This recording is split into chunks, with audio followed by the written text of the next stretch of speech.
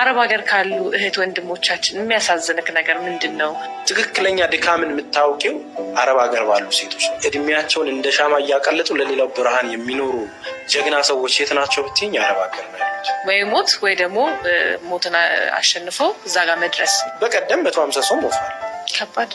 ድርጅታችንን ከከፈትን እንኳን በዚህ አንድ ወር ውስጥ ከዱባይ 6 አስክሬኖችን ተቀብለናል። ዋንን ሰው ፈልጉ ሀገሩን ጥሎ አይወጣም፣ ባህር አይሰደድም፣ መራብን አይመርጥም።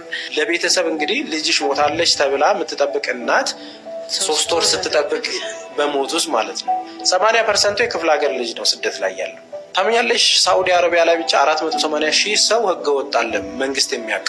ይኸው አረብ ሀገር ሄደው ውጭ ወጥተው ፀሐይ ያላዩ ብዙ እህቶች አሉ። ብዙ ጊዜ ሴት እህቶቻችን በአንዳንድ ወንድሞቻችን ይጎዳሉ፣ ገንዘባቸውን ይልካሉ፣ ይበላሉ እና አላፈቀሩት ሰው ምናምን ማይሆን ነገር ራቆታቸውን ቪዲዮ ምናምን በቃ አለ አይደል በፍቅር ጊዜ ትታወሪያለሽ። ዘፈንሽም እንዲታይ ፊልምሽም እንዲታይ ረጅሙ